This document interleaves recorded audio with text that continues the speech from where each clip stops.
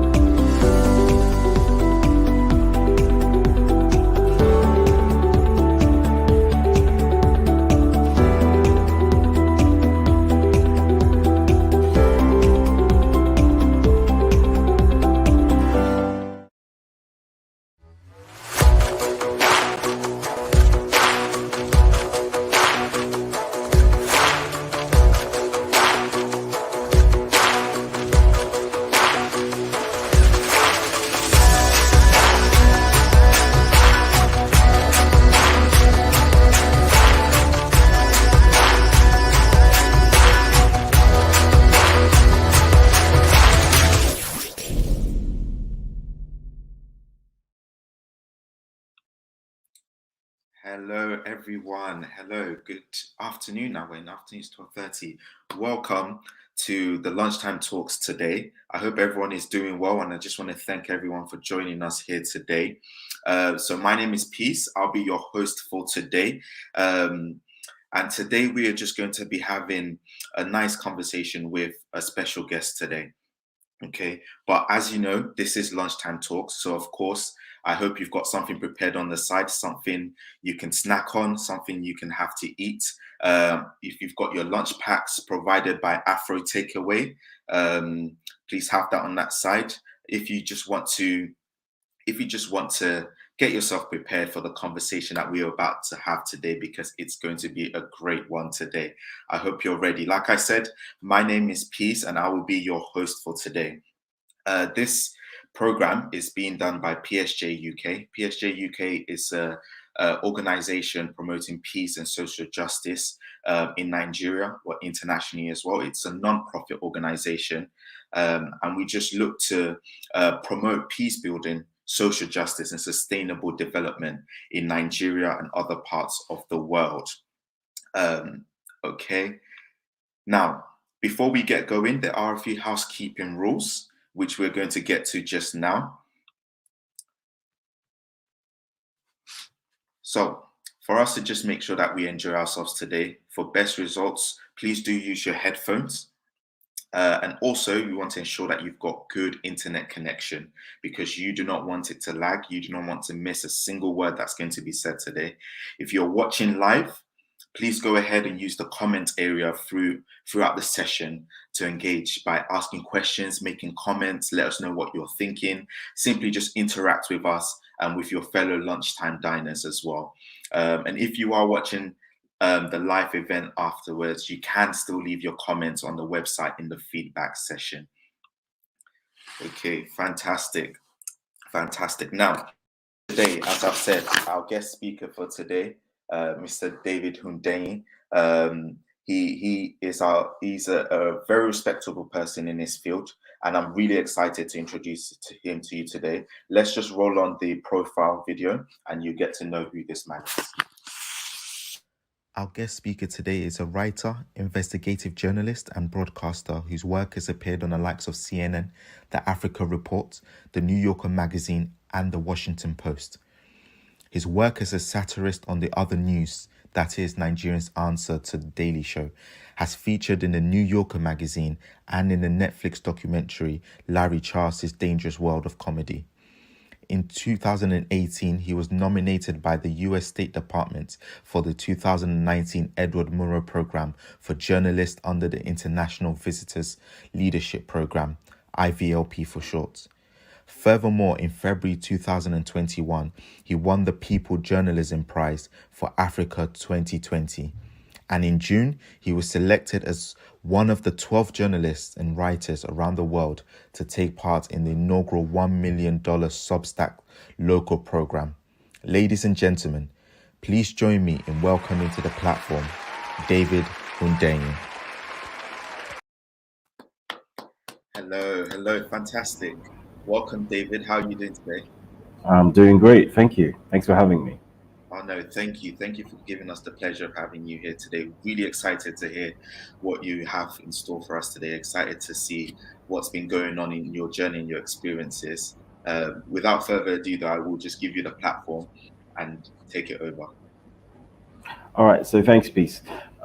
So essentially, the purpose of this session, as I was informed, was to talk a little bit about myself, some of the work that I've done, and some of the work that I'm currently doing, and causes that I am actively involved in. So a good place to start from is why I chose to make the move into journalism, because I actually started off my career in comms, and people typically move from journalism to comms because obviously there's more money in comms than in journalism. But I made the opposite move in 2017 from comms to journalism. So a good place to start when I'm telling you a story is right from the beginning. So journalism was what you would call my first love, if there's such a thing. It's what I studied in school. So I studied creative writing and media at the University of Hull. So it was like a double honors program, a media/journalism program, and an English and creative writing program. Now, when I finished, my plan initially was to start a career at the BBC and at Salford Media City, which was still a new development back then, and to take it from there. But that didn't pan out. So for 2 years after I finished studying in the UK, I worked in business consulting and insurance. So I was at KPMG in Leeds, and then I was at Direct Group in Wakefield, which is in West Yorkshire. In 2013, I decided to come back to Nigeria to basically just like have a reset, a fresh start. And I did my youth service for a year. I served at the broadcasting service of Ekiti State, in Ekiti State of Nigeria, and I was a news anchor on the business news at 7 on EKTV. I was doing that for a year. Then when the program ended and I came back to Lagos, I actually started off my career at Vanguard newspaper. So that's where the story was supposed to start. I started off in print at the Vanguard newspaper. However, before I could resume, because I had done the test and they were blown away, like, wow. And I remember the editor pulled me into his room and told me, you know what, we can't keep you because we know that if you bring you in here within 6 months, you're going to leave. So if he thought he was doing me a favor, so he hooked me up with his friend who runs a public relations agency. That was how I ended up in comms. I ended up in PR, and the money was good and everything. And to all intents and purposes, that was where the story was supposed to end. I was supposed to have left journalism before it even started. But that's not quite how it worked out. So in 2016, when I left the PR agency BHM Group, which is now present both in the UK and in Nigeria, to set up my own content creation agency, that didn't work out very well either because that was in the middle of the recession. So I ended up going freelance for a while. Then I ended up going back to paid employment. And one thing led to another, and I found myself at Channels TV, which is one of the biggest indigenous TV channels in Nigeria.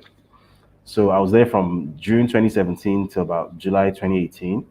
I was on a show called The Other News, which was mentioned in the video here. And what that show did was in addition to the exposure and the money and all of that, what it really did for me was that it it gave me access to some really high quality media trainers. So it was put together by an American media organization called Pilot Media Initiatives, and the mentorship and tutoring and training that came from that would later prove to be very, very useful and very impactful in sort of the career path that I would later embark on. So after leaving channels, I was doing freelance work, but I was doing journalism work, but mostly focused on the international arena. I was doing work for Yahoo Finance. I was doing work for Motley Fool, CCN.com, Bean Crypto, sort of like foreign focused platforms. In 2019, this changed after the Nigerian election in 2019, and I realized that look, nobody is actually interrogating issues in Nigeria the way I think they should be interrogated. Nobody's doing that hard journalism that I think Nigeria needs. And all I'm doing is going on Twitter and complaining about it. And yet I'm supposedly a journalist. And I'm just focused on making money and doing stuff for people who don't really, care that I exist especially much. So I made the decision to transition in 2019 to start focusing more on the Nigerian space. I consciously made that decision in April 2019.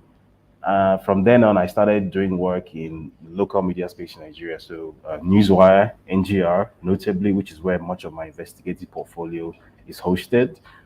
Business Day, where I started writing a column. I still write a column there, a tri-weekly column now. The Scoop.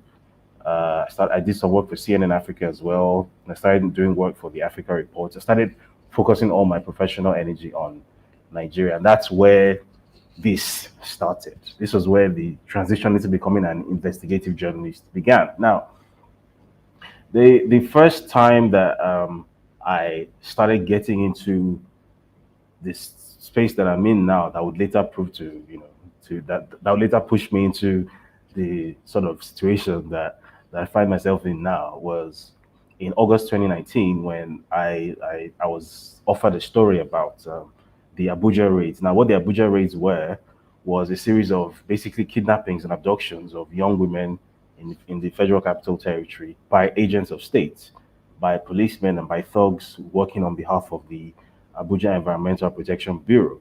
This bureau was essentially supposed to be an environmental protection agency, and it was headed by an Islamic fundamentalist. Her name was Hajia Safia Umar. And it was in the course of putting together that story and researching it and doing some little investigation at the level I could do it then, that for the first time, I started to, it started to register in my head that there is actually a core of public officials at federal level in Nigeria who have a completely different agenda to what you would think of as, a government. That there's a state within a state, or there's something that resembles that. And these people have an incredibly secretive. First of all, for one thing, it was difficult to even find a picture of this lady, a public servant occupying an important public office, and she had no pictures of herself in the public domain whatsoever. She was a ghost, right? Until I was finally able to get hold of some visuals. So that was like, that story became like my first cue that, okay, there's something deeper going on here. This is not just a question of corrupt government or incompetence. There are other agenda that are present, that exist in Nigeria. But anyway, that was just like a little teaser. Over the course of the next year, 2020, I focused more on sort of the wider investigative space. So I did work on private sector HR practices, on habitual indebtedness by certain private sector organizations. They were not happy with me at all. 2020 was a very unstable year because of all the drama that came with that. I did some work on some bills that the House of Representatives was trying to sneak through, and there was a succession of these bills and regulatory changes which were essentially targeted at the same thing, which was essentially to throttle civil freedoms and to shrink the civic space in Nigeria. So there was the so-called social media bill, there was the so-called hate speech bill, There was the so-called Water Resources Bill. There was the NBC Sixth Code Amendment. There was the proposed NCDC Act, and there was also the Corporate and Allied Matters Bill, the so-called KAMA Bill. There was the 2020 Police Reform Act. So, and I did reviews on every single one of these pieces of legislation. In fact, it was one of those reviews that I did that later got me nomination for the People's Journalism Prize for Africa, which I won earlier this year. So the common thread running through all of these bills was that regardless of what the bill was about, whether it's water resources or it's police or it's the NCDC Act, which is supposed to be an act about infectious diseases, or it's the NBC Code Amendment, whatever it was, whatever legislation or regulatory code that was being pushed by the government, they all had that single thread running through it. That the main purpose of this thing was to shrink the civic space, was to reduce civil freedoms, to infringe on people's freedom of speech, to reduce the size of, to reduce the ability of the judiciary to have an impact in the lives of ordinary people. So, for example, in all of these bills and codes that I mentioned, there was a clause that was common to all of them, which I consistently highlighted in each of the reviews that I did, which was a clause essentially stating in some form or the other that the new regulations or rules laid out in this bill are now they're above legal challenge. So, for example, in the NBC Code Amendments, where it was stated that you are essentially not allowed to sue the NBC, that's the National Broadcast Commission. So, regardless of whatever sanction they impose on you, fair or unfair, you are not allowed to seek legal redress, which is unconstitutional. And yet, there was that specific clause running through all of these bills that I mentioned. So that was again like another cue that there is another agenda going on in here that maybe the wider public isn't aware of. And the thing about how I tend to think of my work is I take a lot of pride in my work. I'm like a dog with a bone. When I get a scent, I can't sleep. I can't stop thinking about it. I can't let it go until I get to the bottom of it. So that continued. So it was in November last year, I was forced to flee the country because in the aftermath of the NSARS protest, I'm sure everyone watching this on knows what happened. And afterwards, I got access to information that essentially implicated the government in terms of who was responsible for throttling internet speed and internet access around 7:50 p.m. was it 6:50 p.m. on the 9th of October 2020. And the information pointed squarely at the state and federal governments. So essentially, this story, I knew that if I publish this story, I'm going, the threats that have been, the several threats that I've received are going to be actioned, because once it gets to the point where a government is essentially shooting its own citizens down in the streets, then you know that at that point, it's open season. So I left the country before putting out that story, before publishing that story. And after leaving the country, even though it wasn't by design, I sort of started doing work that I think started hitting closer to the truth of the matter about what is actually at the heart of the Nigerian state. Some of this stuff, even though I had known or suspected it for years, some of this stuff when I actively started looking to dig into it and bring it out into the public domain, even to me, came as a bit of a surprise. So in April this year, I believe it was it April or May? It was April, yes, when the story of Issa Pantami, that's the current Minister of Communications and Digital Economy, who is a self-confessed terror apologist, someone who has previously and repeatedly expressed support and admiration for the likes of Al-Qaeda, Osama bin Laden, and the Afghan Taliban. When I was able to dig this guy's past, well, what he claims is his past, but what actually is his current and ongoing reality as well. When I was able to put this out into the public domain, this was another cue. This time, not just for myself, but for everybody who had been following this work that people like myself have been doing over the past few years. that the Nigerian state has something at its center that ordinary people like us are not familiar with, that we don't necessarily understand what's going on. So we hold elections, there's the apparatus of state, there's a constitution, there are two houses of parliament, there's separation of powers on paper, there's state, federal, local government.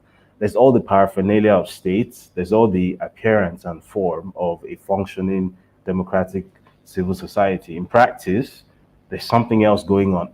There's something else altogether going on at the center of the Nigerian state that most people are simply not aware of. And I started digging.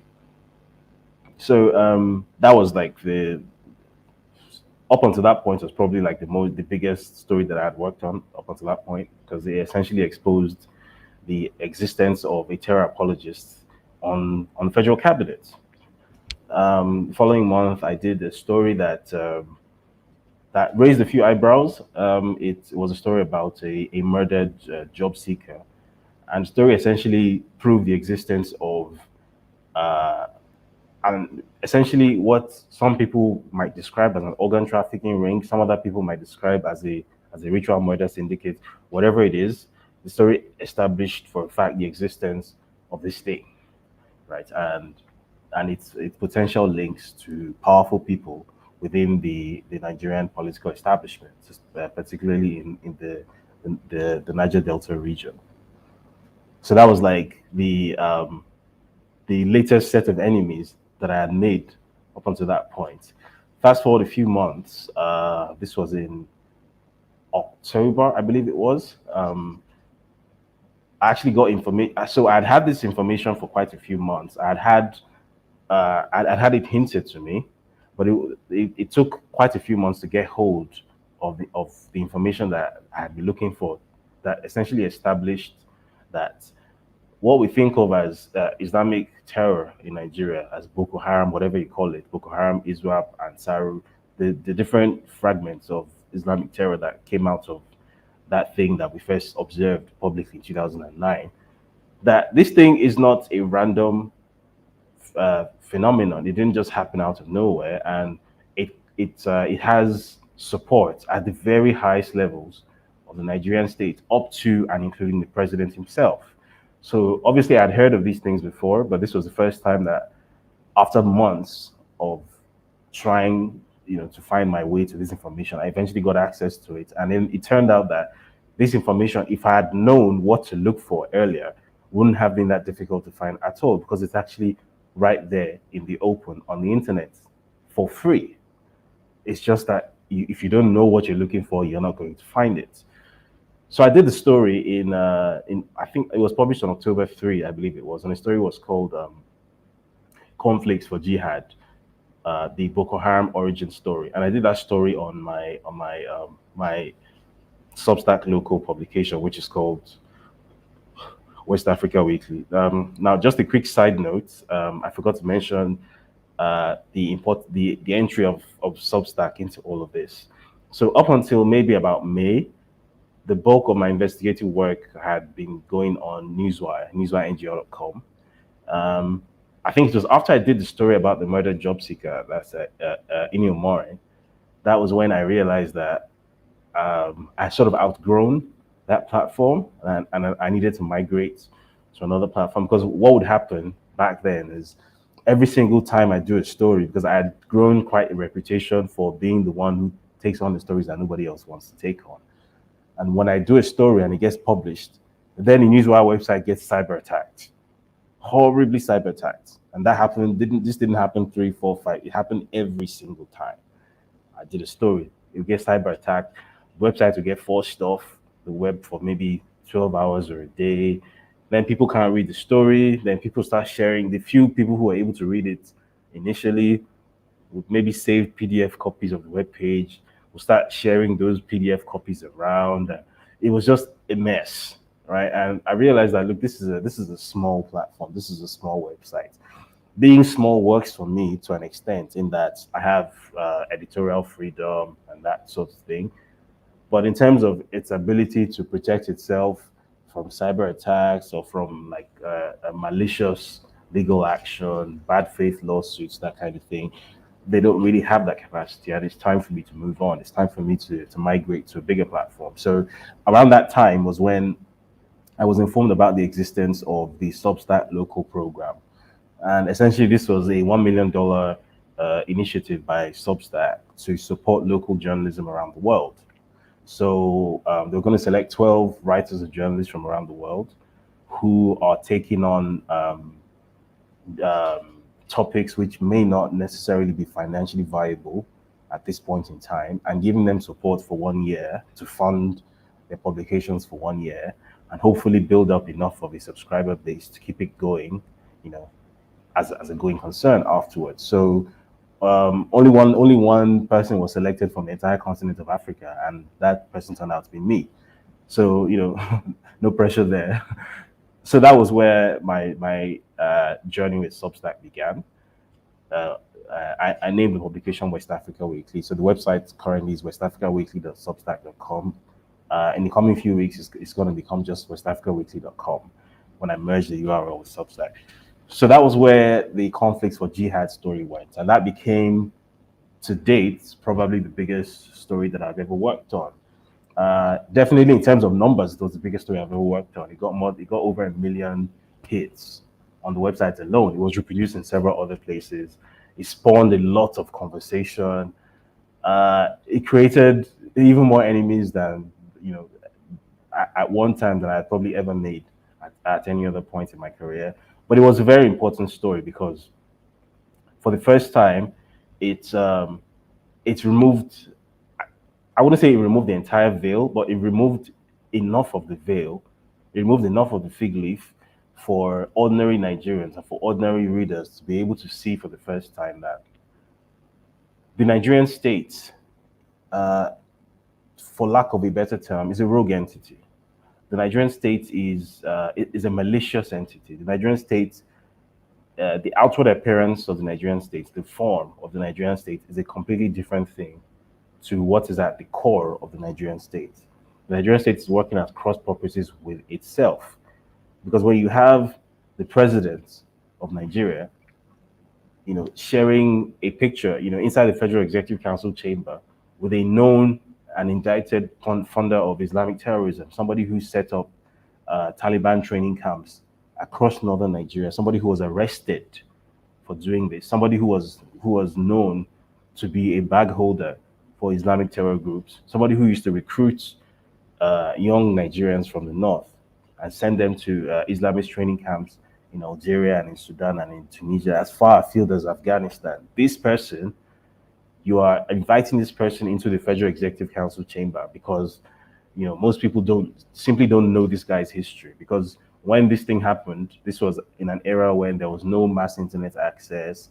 So this story has just been buried. So people don't know who Yakubu Katsina is, right? So he's reinvented himself as this respectable, Islamic cleric. And you're inviting him into the Aso Villa, that's the Nigerian presidential villa, and taking a picture with him inside the Federal Executive Council chamber. And you didn't do this once, you didn't do this twice. You're constantly appearing next to this guy. This guy is best friends with Isa Pantami, your Minister of Communications, who was exposed as a terrorism sympathizer. So it then becomes very easy to put the puzzle together that you have a core of Islamic extremists who currently happen to be at the heart of the Nigerian state, who are working at cross purposes with what the Nigerian state on paper exists to do. So with that important context, then it then becomes easier to understand why certain actions have been taken since this law came into power, and more importantly, why certain events have taken place at different points through Nigeria's post-colonial history. So that story, I believe, was probably the most important thing I've ever worked on. Not necessarily because of how technically challenging it was, even though it was, but specifically because of the sort of impact that I was hoping for it to have, and which it has actually had, in terms of advancing the Nigerian public discourse beyond the realms of conspiracy theories and that sort of thing to actual provable facts. That look, this there were no allegations or claims in the story. Every single thing in the story was backed up by documents, many of which were documents from the Nigerian government itself. Right? So you have a Nigerian government that arrested these fellows for Islamic terror as far back as 2002. And then in 2018, you have the same institution, this time, headed by a different person, then inviting that same person into the Federal Executive Council chamber and taking pictures with them. It's completely unclear as to what debriefing process this person has gone through. How is this person even a free person in the first place? This person should be in prison. This person is free somehow, and it's not just free, he's a powerful person, powerful enough to hobnob with state governors, with federal ministers, with the president himself. So how did this happen? So with that important context, it then becomes easier to contextualize the developments that have taken place from 1960 to date.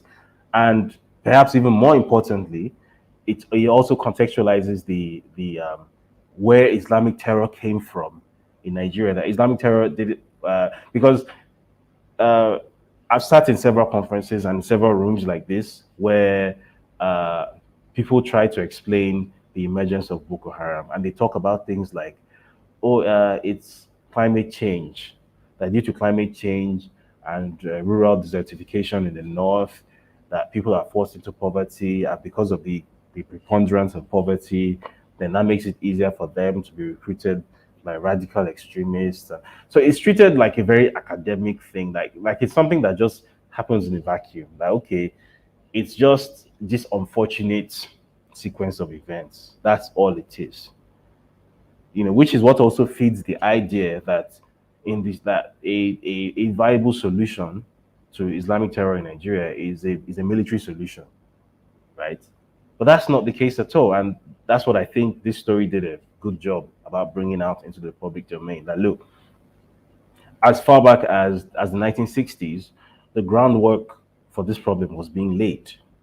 As far back as the 1970s, what people may have heard of as the Martinani crisis, which was in the late 70s and early 80s, these were the first manifestations of these seeds that were sown by Sheikh Abubakar Mahmoud Gumi, who was funded by the Saudis in the late 60s and early 70s. This was where it came from.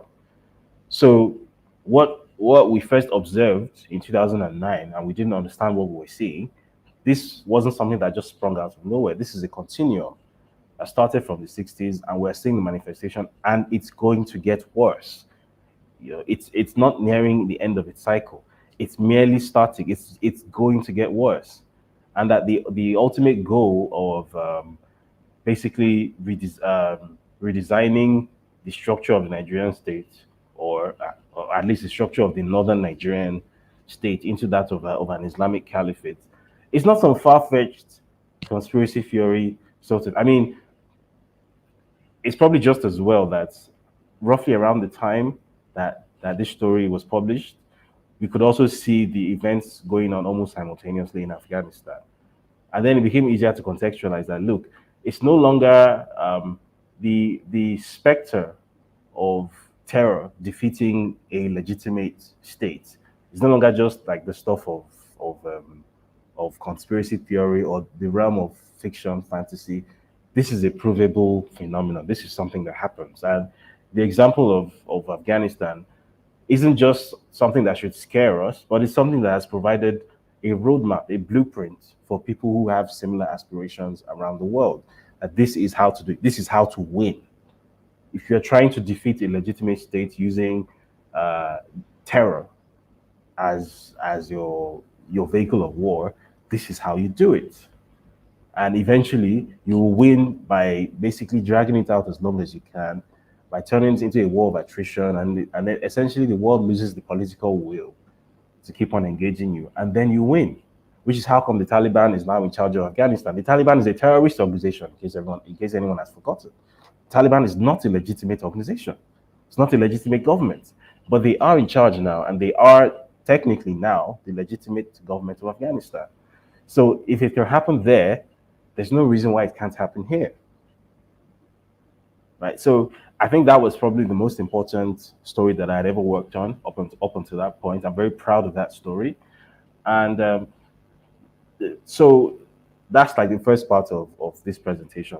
I've spoken about my career and what I think the more important um, bits of it have been, the more important things that I worked on.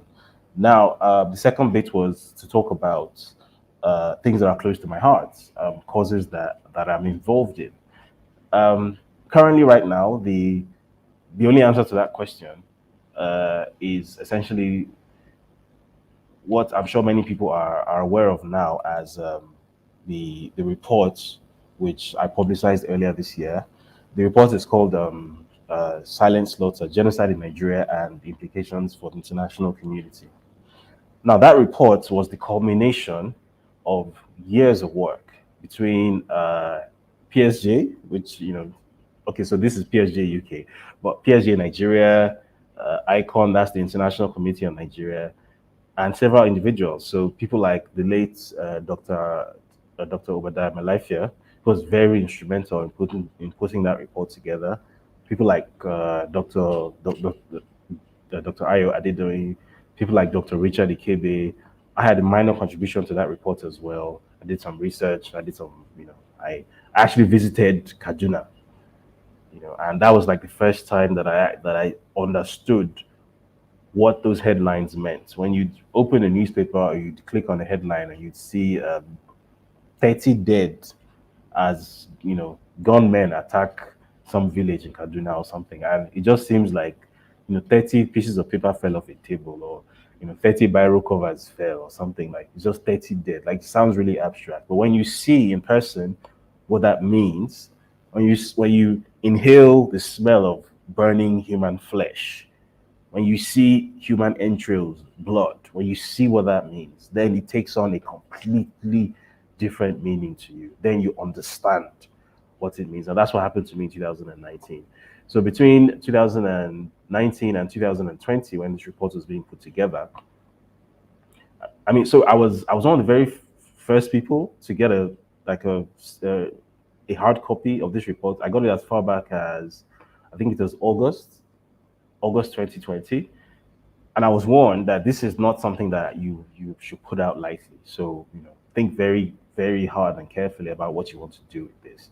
I remember a lawyer a lawyer in Lagos was contacted. I'm not going to mention his name, but a lawyer in Lagos, a very popular lawyer in Lagos, was contacted to read this report and potentially file a lawsuit, against the federal government. And this guy took this report home. I think it was on a Friday.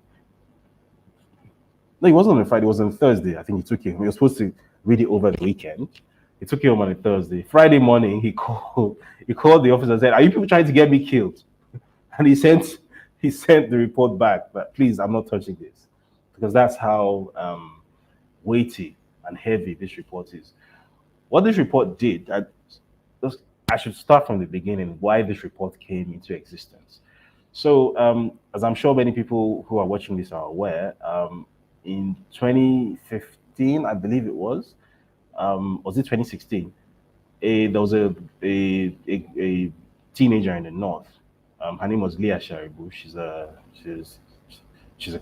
She was a Christian, and she was kidnapped by Islamists, right, by Islamic terrorists. And there was a campaign for her to be freed, which obviously she was never freed.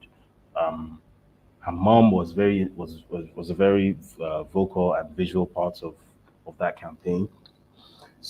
So these two NGOs, that's the International Committee on Nigeria and PSJ Nigeria, I think PSJ UK was involved as well, facilitated this lady's visit to the US. She spoke to the US Vice President, Mike Pence. She also spoke to the then, I think his name was Chuck Schumer, if I recall correctly. I think he was the Senate Majority Leader, if I remember correctly. And what these organizations try to do when engaging with the leadership of the U.S. Congress and the U.S. presidency was that they try to put the point across that these killings in the Middle Belt and in the north of Nigeria are not random. These are targeted exterminations, that this can be classified as a genocide. And what they were told was that, look, Yes, there's an American law that states that anywhere on earth where a genocide takes place, the US is bound by its own law to intervene. Yes. However, you can't just say that under the international legal definition of the term genocide, this thing fits that description. So just bringing us a bunch of like news clippings, news reports, and pictures and videos on its own doesn't make that case. So that's why this report was created. In addition to all those records, because this report is exhaustive, records of death certificates, pictures of events, all sorts of documentation proving that these things happen. But in addition to that, also included, I believe, an 18-page legal deposition, which was put together by a respectable law firm, arguing, successfully arguing the point that under the international legal definition of the term genocide, what is happening in the Middle Belt can be classified as a genocide. So in 2020, this report was presented to the U.S. Vice President Mike Pence, the then U.S. Vice President, and to the then U.S. Secretary of State Mike Pompeo, and they agreed. To cut a long story short, they agreed that yes, this is an exhaustive report. This report proves beyond any reasonable doubt that this violence taking place in this part of Nigeria can correctly be classified as a genocide. However, it also happened that around the time that this report was presented was when then President Donald Trump was in the middle of his re-election campaign, which he lost. So after losing the campaign, obviously the administration at that time, which was the Republican administration, didn't really see, protecting the rights of Nigerian northern minorities or Nigerian northern Christians or Nigerian middle belt populations as a priority, right? Because what was asked for was for the U.S. to appoint a special envoy to Nigeria, the way it appointed a special envoy to Sudan, which is what played a very large part in ending the Darfur crisis in Sudan, or at least ending the genocide in Darfur. That's what was asked for. But essentially, the response was, look, this is a very, very significant expense. This is a huge use of American resources. And at this point in time, can we really justify that? That was essentially the long and short of what the response was. So instead of appointing a special envoy to Nigeria, what Mike Pompeo did, which I'm sure you're aware of, was that the U.S. State Department placed Nigeria on a list of the worst violators of religious freedoms in the world. So that list also had countries like China, like North Korea, Iran, I think Uzbekistan or was it Turkmenistan on it. And Nigeria became the latest addition to that list. That's the most that they were able to do, unfortunately. So in April, when I was involved in putting out the story of Issa Pantami, this report ended up becoming part of that story, because at that point, that was when I decided that okay, it's time for the public to have access to this report. So I tweeted about it. I did a couple of TV appearances where I explicitly referenced it. I remember I was on I think it was Plus TV Africa, and I was like on a webcam conversation like this, and I was flipping through pages of death certificates on the reports, which people hadn't seen before, just to make the point that this is what extremism means in practical terms. It means that people die. It means that ordinary people die. People that look just like you, shopkeepers, bike riders, housewives, teachers, school children, farmers, just regular people, and these are just pages and pages and pages of their deaths for absolutely no reason than the fact of their identity as Christians or as ethnic minorities. So that's probably what I would say right now is the sole singular campaign, if you can use that term, that I am actively involved in. Wow. That's a lot there. Thank you so much, David. Thank you for sharing your experiences with us and everything that you've been doing. Thank you for all the work, because surely there is we can all start to see the impact of things like like that you're doing, the journalism, the information you're putting out there, albeit that the websites are crashing. But for those who are getting the PDF copies, hopefully they're sending it on WhatsApp to all their contacts. All jokes aside, though, thank you so much. And we've got some questions that we'd like to pose to you. We've got some from our audience and some prepared for you. First one there being, can you help us unravel the massive fraud and corruption going on in Nigeria's University of Ibadan, DLC, where many students are admitted, fees paid, but not allowed to graduate? I mean, it's if the question is, am I willing to do that? Of course, it's my job. The caveat to that, obviously, is that I work with information. I'm not physically present in Nigeria, so it's not possible now like it used to be able to show up in person and do that old school, that stereotypical Sherlock Holmes type of thing. Walk around and take pictures and that. It's not feasible for me right now. So what I tend to do is I work with information from people who are on ground. So yeah, I'll be willing to help definitely, but I'll need documentation basically to prove that this thing is actually happening. If I have the documentation in some form, then yeah, absolutely.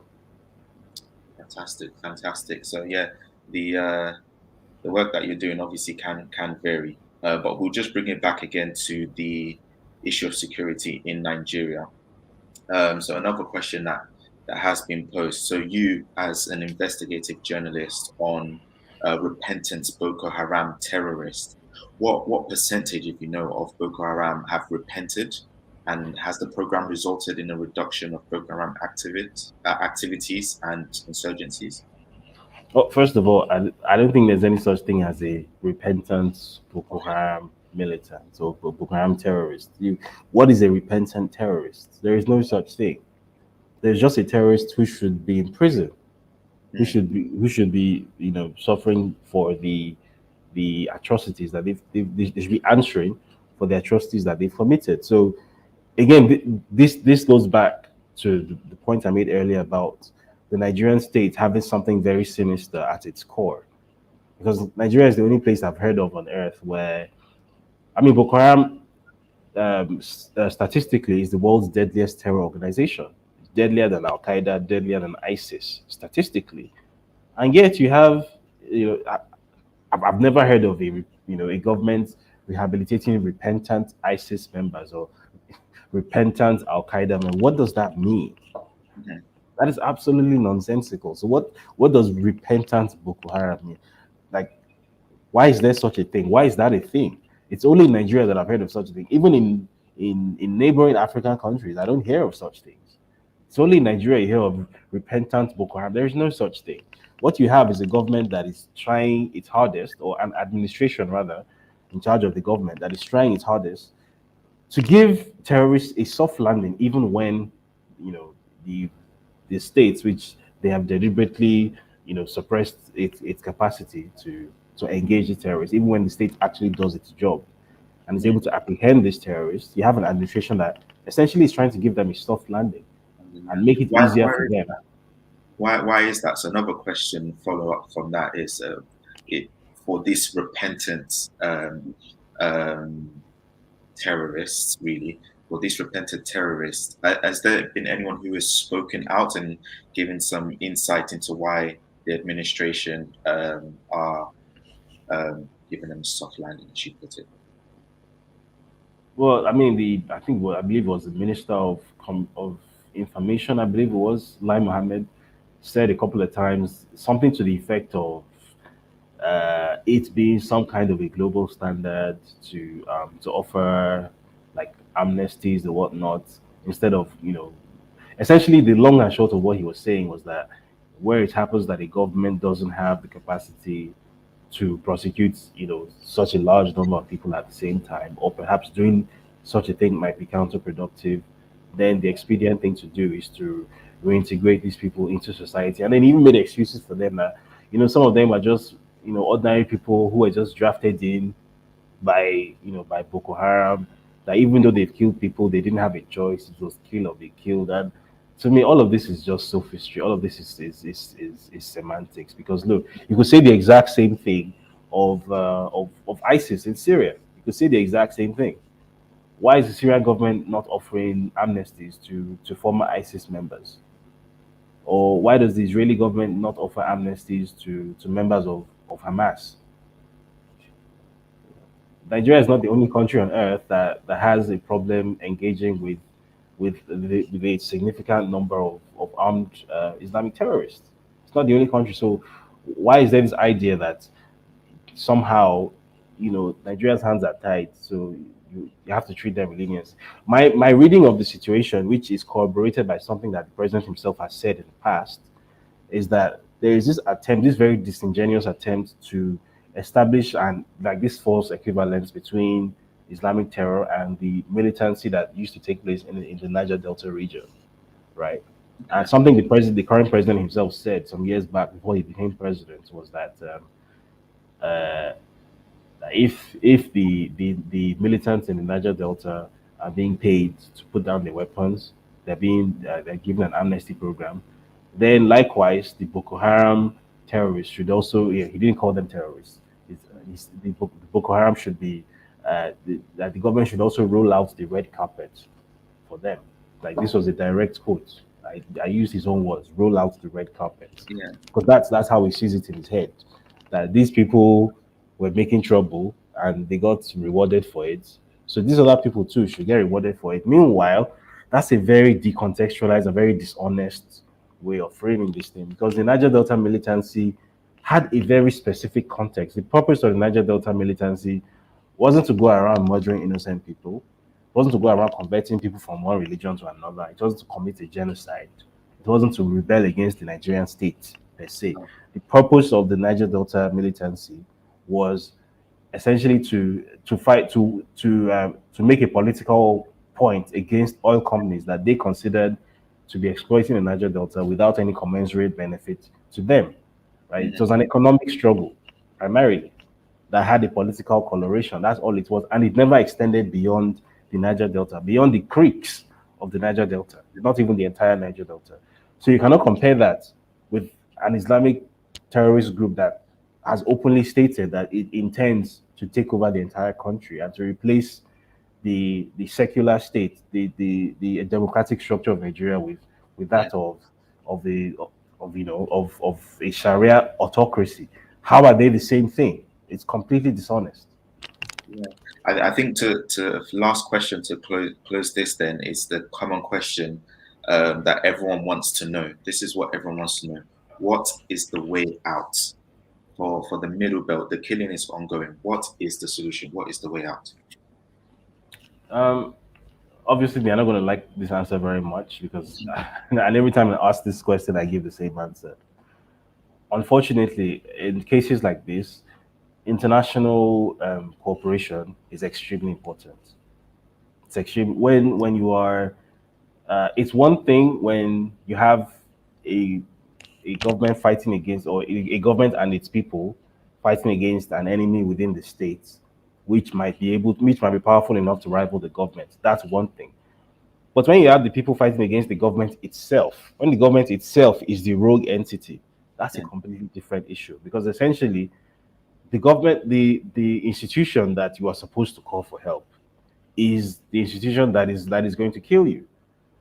So all you have in that situation is a hope that the government's contemporaries, that's the international community, are the ones that will be able to step in, which is like part of why I'm involved in in the campaign efforts that I'm involved in, is to create international awareness of what is truly and actually going on in Nigeria, and to make the point that if the international community makes the mistake of allowing Nigeria to implode chaotically as they are currently doing, because that is what this situation will lead to, if they do that in the name of trying to stay out of Nigeria's internal politics and prevent, because I've had a diplomat, an EU diplomat, tell me earlier in the year that their number one priority, policy priority for Nigeria is stability, because they don't want people crossing the Sahara and trying to get into Europe illegally via the Mediterranean.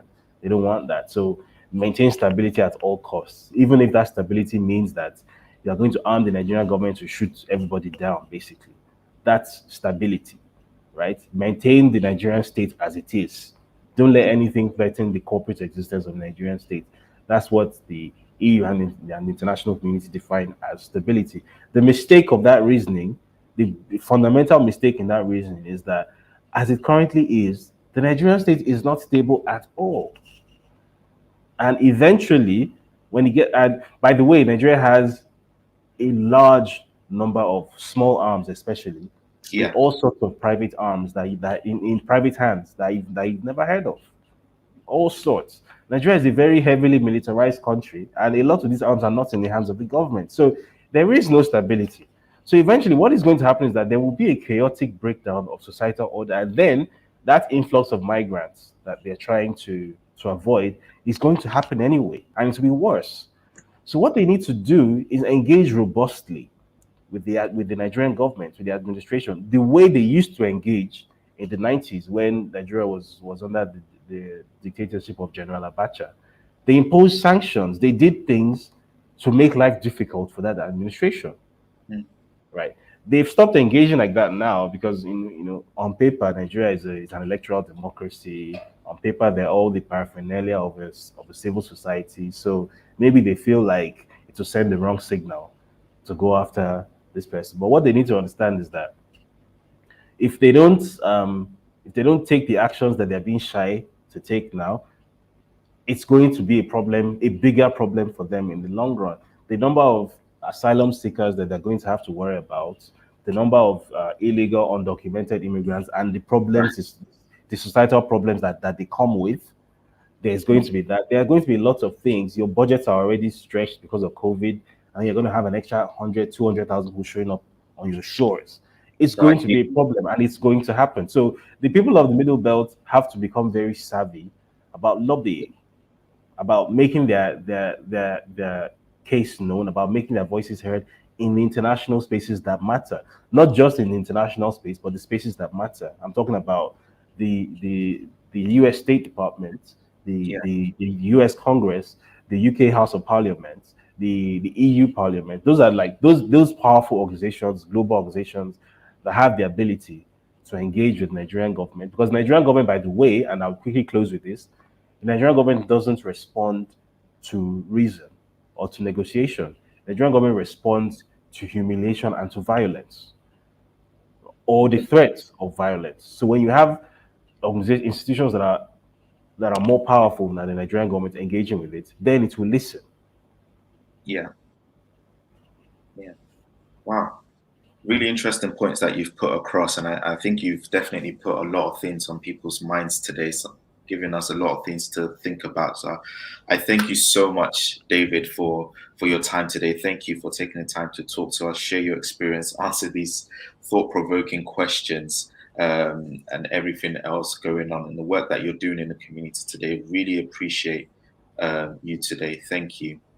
Thank you for Um, having me. Thank you. I thank you, David. I thank everyone who's been asking questions, everyone who has joined us live on YouTube, Facebook, everyone who's putting in comments and tweeting about this. Thank you so much. We need to keep the conversation going.